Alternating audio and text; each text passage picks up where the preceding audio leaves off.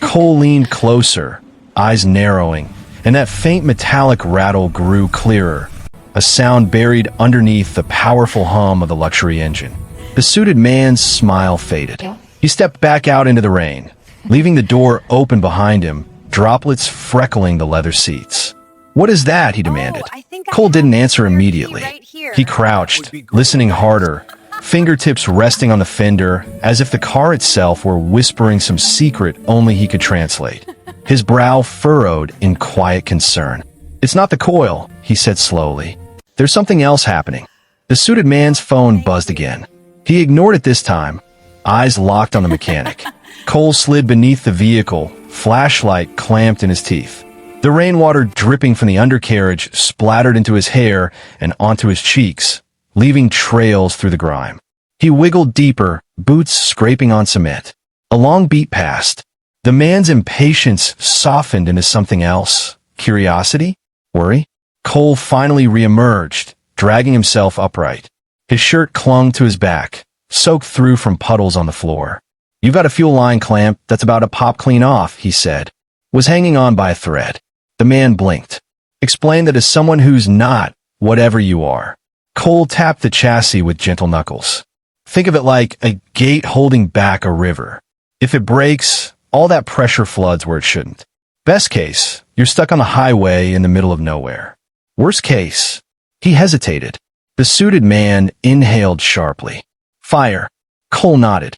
"Engine bay, fire." Could have torched the whole car. A gust of wind slammed the shop door shut behind them. The suited man jolted, then exhaled shakily. "So 15 minutes just became what? 2 hours." Cole stood, wiping his hands again, weighing something invisible in the air. Time cost the look on a man's face. "No charge for this," he said simply. "You're lucky. I tighten it, replace the clamp, 30 minutes. The suited man stiffened. A shadow crossed his expression, confusion wrapped in disbelief, maybe edged with guilt. "No charge," he repeated. "Why?" Cole shrugged. "You came in on a rainy night when nobody else was open. Not your fault the city drains are clogged." That wasn't the real reason. But Cole didn't offer the real reason. The one that lived somewhere under his ribs. The one that whispered people still deserve grace, even when they don't act like it. The man stared, long enough that it bordered uncomfortable, as though he was seeing Cole properly for the first time. "You don't know who I am," he said. "Nope." "You don't care." Cole smiled faintly. "Nope." That answer rattled the man more than anything mechanical ever could. He took a slow step back, hands in his pockets, rainwater dripping from his jacket hem. His voice lowered. "Just do what you need to do." Cole nodded, grabbed a socket wrench, and slid under the car again. Silence wrapped around the shop, thick and pulsing. The suited man stopped pacing, leaning against a workbench instead. His eyes traveled across the cluttered space, faded photos pinned to corkboard, a busted fan that had no business still working, a coffee mug with chipped gold lettering. One photo caught his eye. A younger Cole, maybe 16, sitting on a tire beside a burly, smiling man with matching eyes. Father and son, pride and potential, before something cracked apart. The millionaire, though Cole didn't know that yet, swallowed hard. "You miss him?" he asked softly. Cole's voice echoed from below the car. "Every day." "Sorry," the man muttered. "Don't be." The rattle of tools filled the space again, but something warmer began to rise between them. Not friendship, not yet, but the smallest seed of respect. A minute later, Cole's voice floated out from under the car. "You know, most folks would have left this thing at a dealership. Fancy ride like this." "I did," the man said bitterly. "They told me they were too backed up." Translation: "My emergency wasn't worth their time." Cole laughed lightly. "Well, good thing you found someone dumb enough to still care." The millionaire didn't laugh with him. Not immediately, but his lips twitched. And in that quiet, a thought crept into the viewer's heart, whether they meant it to or not. If you were there in that moment, what would you have done? Would you help a stranger who mocked you? Or walk away? Be honest in the comments below. And if you're lost for words, tap like to show compassion still counts in this world. The clamp tightened with one final twist, and Cole exhaled in satisfaction before rolling out. He wiped his hands again, stood, But as he turned toward the suited man, something new flickered in the millionaire's eyes. A question, a humbling, a realization. "What's a guy like you doing alone in a shop like this?" he asked quietly. Cole froze, more from memory than from cold. And for the first time that night, his smile faltered. He had an answer, but saying it would reopen wounds that never fully closed. And still, the man deserved to know. Cole pulled the stool over and sank onto it, chest rising and falling. "It started 2 years ago," he said, "with my mom, and the storm outside felt suddenly quieter." Cole's fingers curled around the edge of the stool, as if it were the only thing keeping him upright. The fluorescent light above flickered once, twice, a soft hum filling the pause after his words. "My mom got sick," he said finally. "Not the kind you fix with rest or time." The suited man stayed silent. No interruption. No checking his phone. That alone felt strange. "She was a nurse," Cole continued. "Worked double shifts, helped everyone else before herself. Then one day, she collapsed in the hospital hallway she'd walked 1,000 times." He swallowed. "Autoimmune disease. Rare. Expensive. The kind of illness that drains your savings before it drains your strength." The man nodded slowly, rain dripping from his hair onto the concrete floor.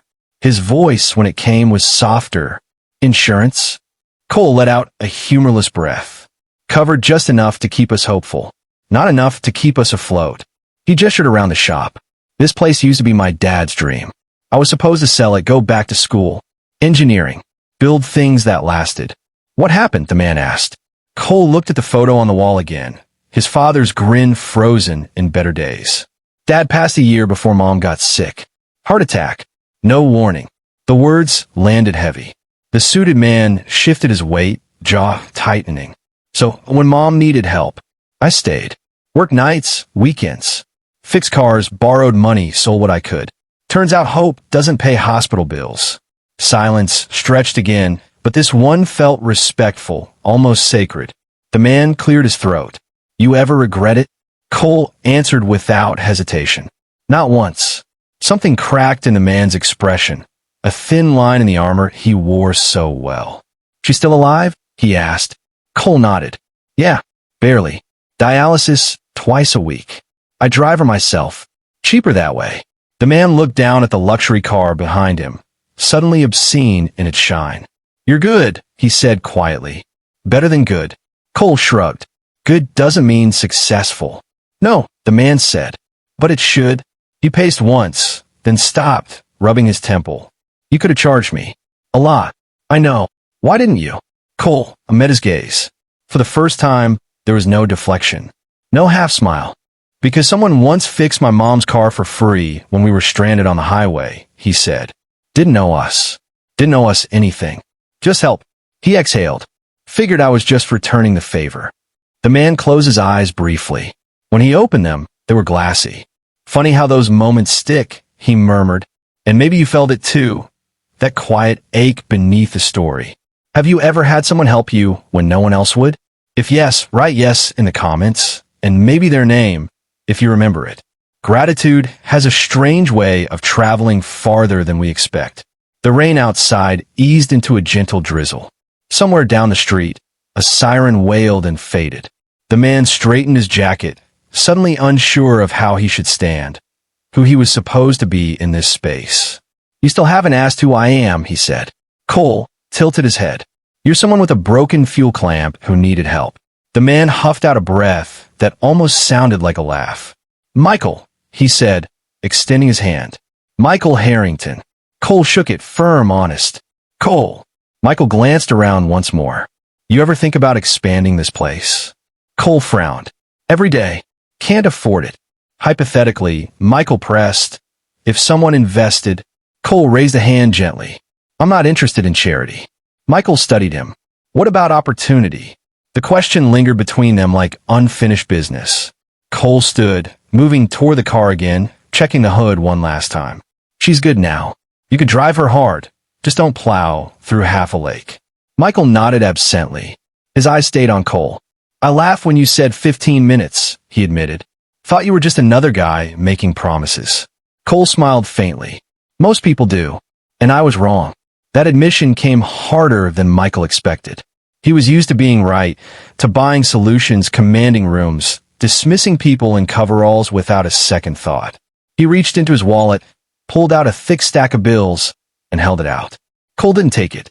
Michael hesitated. At least take something. Cole gently pushed the hand back.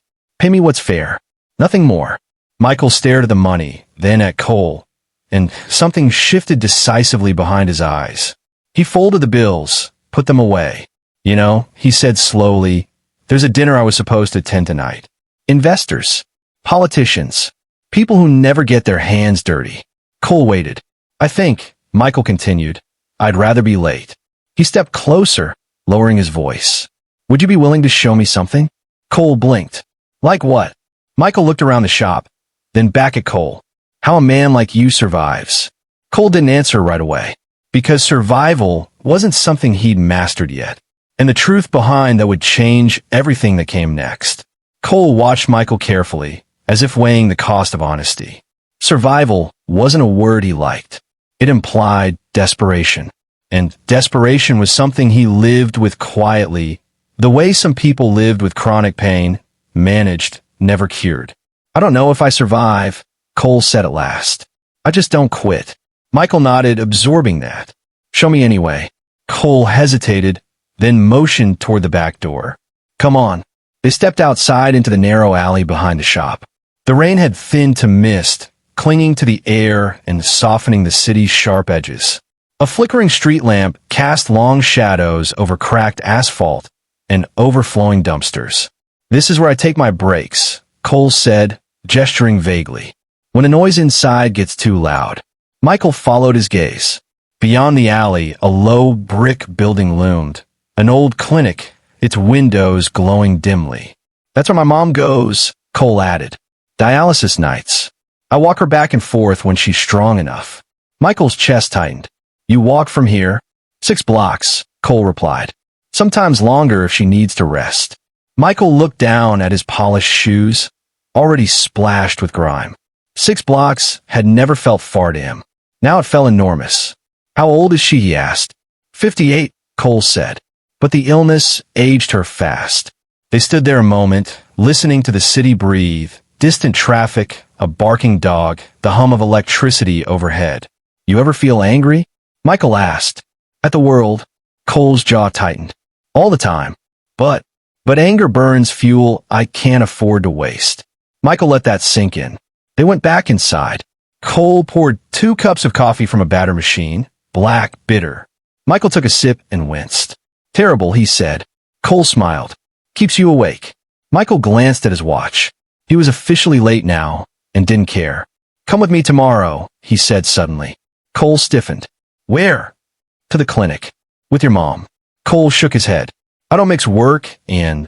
This isn't business, Michael cut in gently. I just want to understand.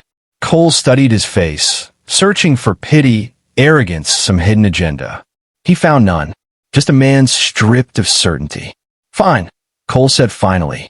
But don't promise anything. Michael nodded. I won't. That night, long after Michael drove away, Cole sat alone in the shop. He replayed the conversation again and again, wondering what he'd just stepped into. Hope was dangerous. It made disappointment sharper. The next morning, sunlight poured through the clinic windows, pale and unforgiving. Machines beeped softly in rhythm with tired hearts. Cole's mother, Grace, lay reclined in a chair, her skin translucent, eyes bright despite everything. Cole, she smiled weakly. You're early. He kissed her forehead. Brought someone. Michael stepped forward, suddenly unsure of himself. Ma'am, he said. I'm Michael. Grace studied him. Not his suit, not his posture, but his eyes. Thank you for fixing my son's night, she said softly. Michael swallowed. He fixed mine too. During the treatment, Michael asked questions. Listened. Learned. Not once did he check his phone. Outside the clinic, Cole watched Michael stare at the building like it was rewriting something inside him. This is what I mean by survival, Cole said. Showing up. Every time.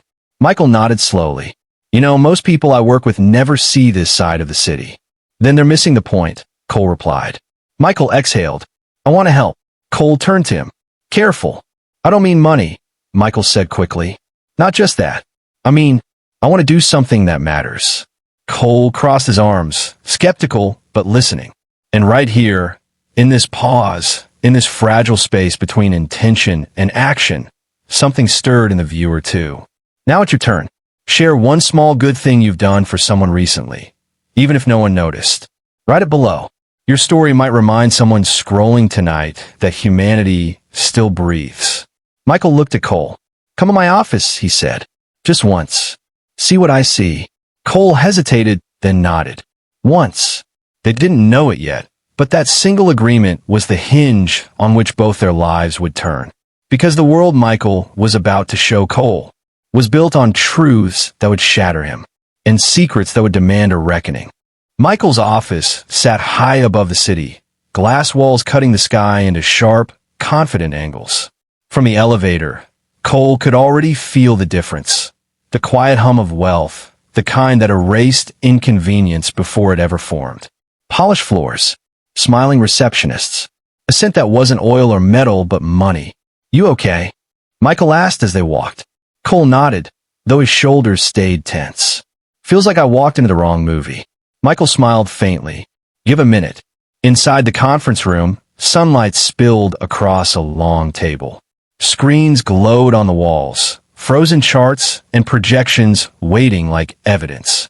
Michael loosened his tie and gestured for Cole to sit. I need to show you something, he said. Cole remained standing. Michael tapped a tablet.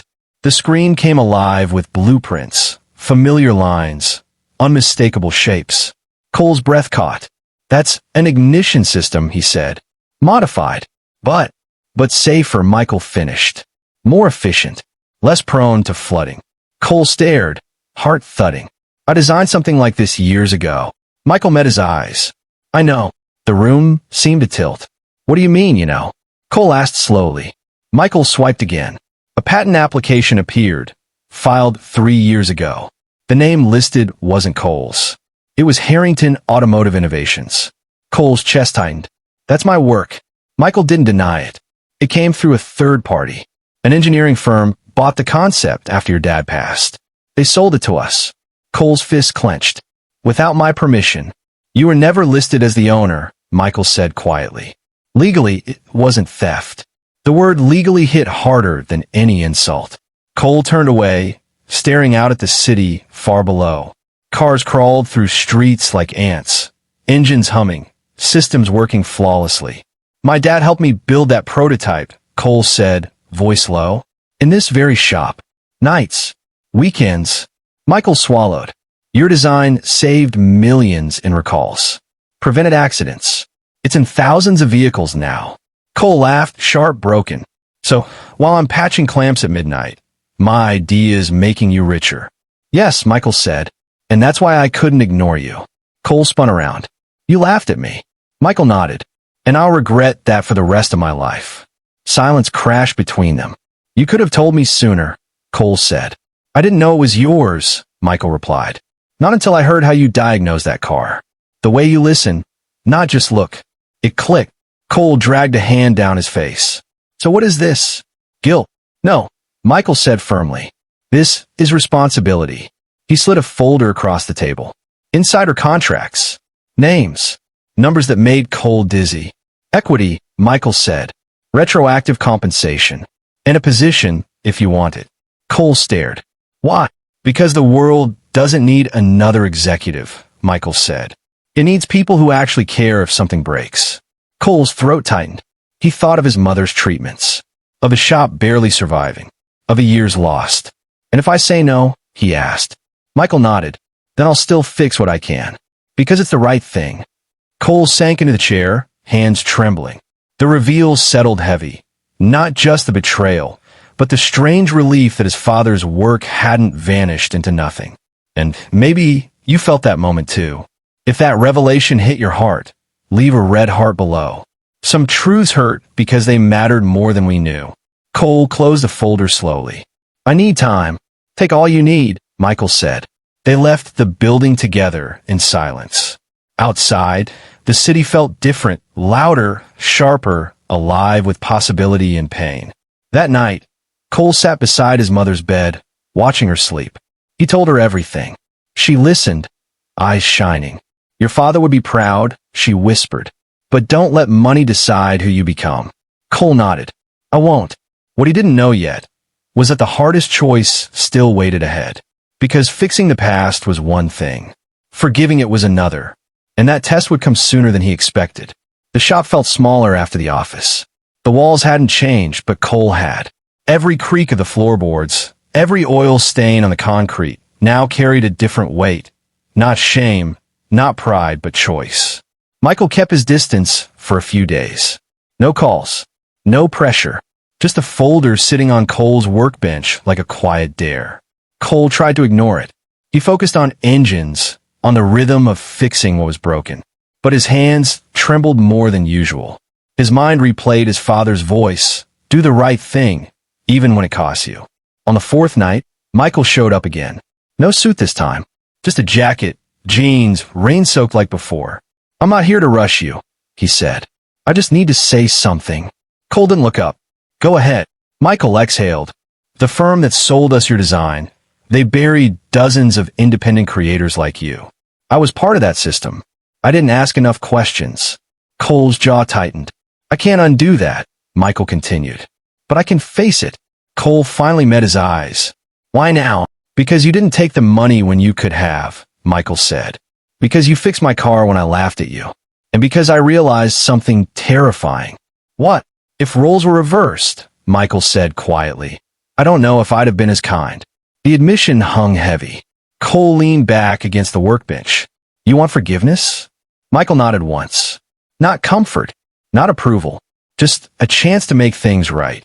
The rain began again, soft but relentless. Cole closed his eyes. He saw his father's hands guiding his mother's tired smile. Years of being invisible. Be honest, Cole said, voice low. If you were me, could you forgive? And maybe you asked yourself the same question. Could you forgive someone who unknowingly profited from your pain? Type forgive if you think you could, or never if it would break you too deeply. There's no wrong answer, only honest ones. Michael waited, didn't interrupt, didn't justify. Finally, Cole spoke. Forgiveness isn't forgetting, he said, and it doesn't mean trust comes easy. Michael nodded. I understand. Cole took a breath. But carrying anger hasn't helped me survive. It's just made me tired. He extended his hand, not in absolution, but in intention. I'll work with you, Cole said. On one condition. Name it. We change how this works, Cole said firmly. No more buried creators. No more buying ideas from people who don't understand the contracts. We build something fair. Michael's eyes filled. Deal. They shook hands, this time equals. Weeks passed. Changes came slowly, then all at once. Cole split his time between the shop and Michael's company. Policies were rewritten, royalties tracked down, letters sent to people who'd been forgotten. Not everyone believed it. Some thought it was a publicity stunt. Cole didn't care. One afternoon, his mother walked into the shop, stronger, steadier. Clinic called, she said. There's a new program. Better coverage. Cole blinked. Ow! She smiled knowingly. Seems someone made a few calls. Cole didn't ask who. That night, the shop buzzed with more life than it had in years. New tools. Fresh paint. But it still smelled like oil and coffee, still felt like home. Michael stood in the doorway, watching. You didn't have to keep this place, he said. Cole smiled. It's where the story started. Michael nodded. And where it stays honest. They locked up together, stepping into a city that felt just a little kinder. But the true resolution wasn't in contracts or coverage. It was in what came next, in the way the story spread. The story didn't explode overnight. It moved the way real change always does, quietly at first, carried in conversations and half-heard rumors. A mechanic who turned down a payout. A company that rewrote its contracts. A billionaire who stopped laughing. Cole never asked for attention, but it found him anyway. A local paper ran a short piece. Independent mechanic helps reshape auto industry ethics. The photo showed him wiping grease from his hands, eyes squinting in the sun. He barely recognized himself. Customers began to linger after repairs, asking questions. Young mechanics stopped by just to talk, to listen. Some brought notebooks. How did you get noticed? One kid asked. Cole shrugged. I did the job right. Michael kept his promise. Systems changed.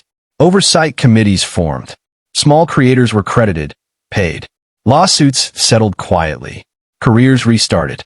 Not perfectly, not cleanly, but honestly. One evening, Cole stood outside the shop as the sun bled orange into the horizon. The street hummed with life. Engines starting, people laughing, doors slamming shut. Michael joined him, hands in his pockets. You ever think about how one moment can reroute a life? He asked. All the time, Cole said. Michael smiled. I used to believe success meant never being wrong. And now? Cole asked. Now I think it means fixing what you break. Cole nodded. Across the street, a young couple struggled with a dead car. Without thinking, Cole walked over, popped the hood, and started asking questions. Michael watched, not as an investor, not as a savior, but as a witness. The car sputtered back to life. The woman laughed in relief. Thank you, she said. We were stuck. Cole waved it off. Pass it on.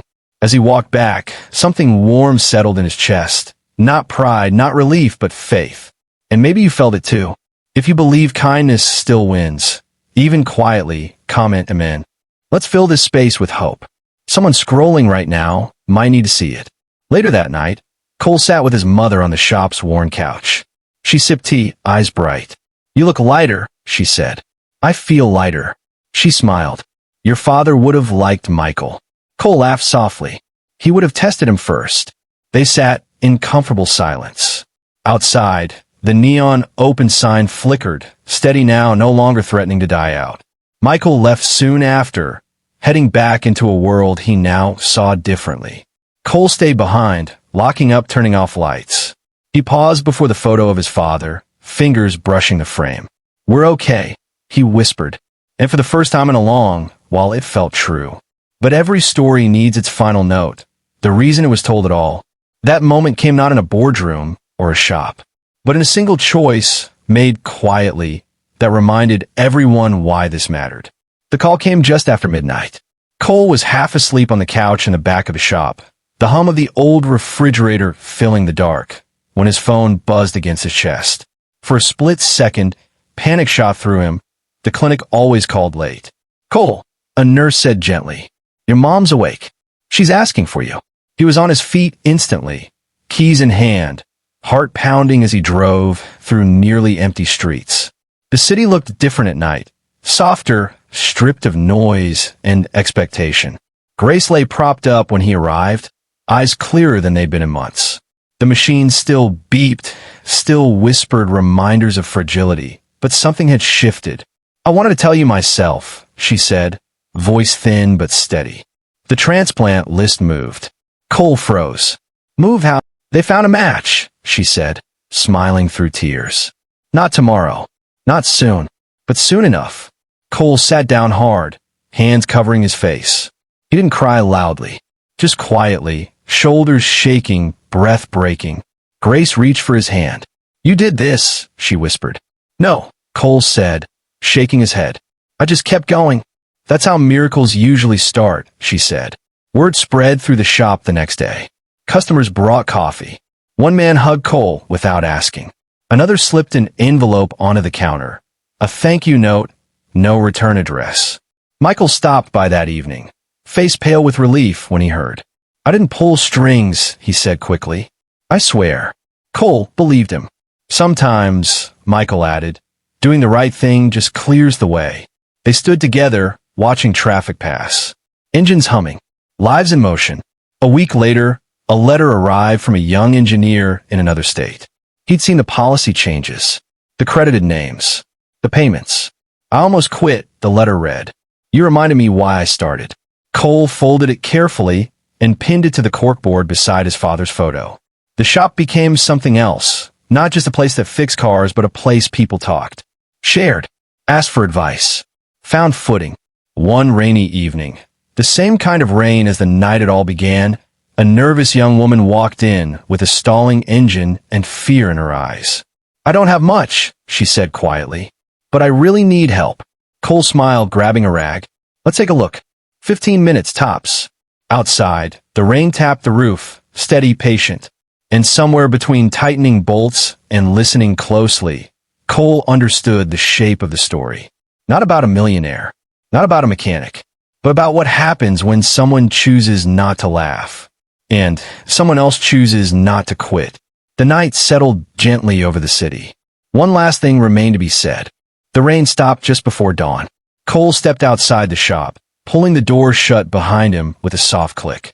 The street glistened, washed clean, reflecting the pale pink of a sky just beginning to wake. For the first time in years, he wasn't exhausted in the way that hollowed him out.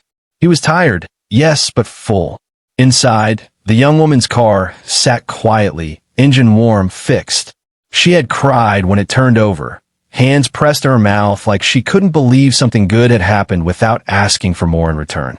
Cole watched her drive away, taillights fading, and felt something settle gently in his chest. Peace didn't arrive all at once. It never did. It came in pieces, a mother's steadier breathing, a shop that stayed open, a world that bent just enough to let light through. A few weeks later, Grace's surgery date was set.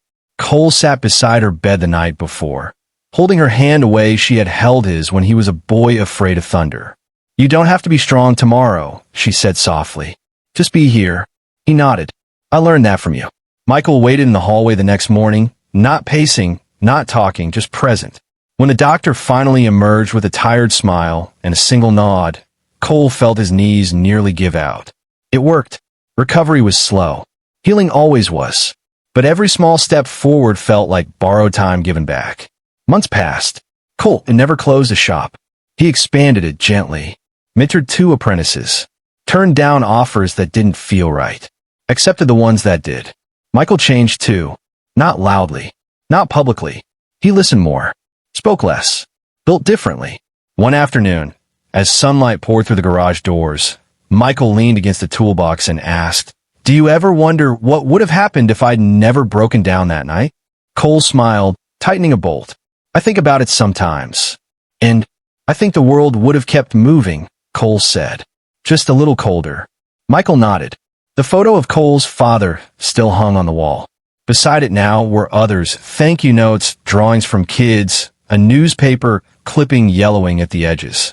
None of it felt like an ending. It felt like continuation. And before this story closes, there's one quiet thing left to ask of you.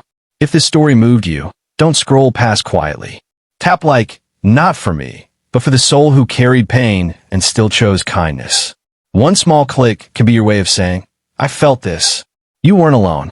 Cole locked up the shop that evening and stood for a moment beneath the sign, the neon glow steady above him. Cars passed. Lives unfolded. Somewhere, someone was laughing. Somewhere else, someone was hurting.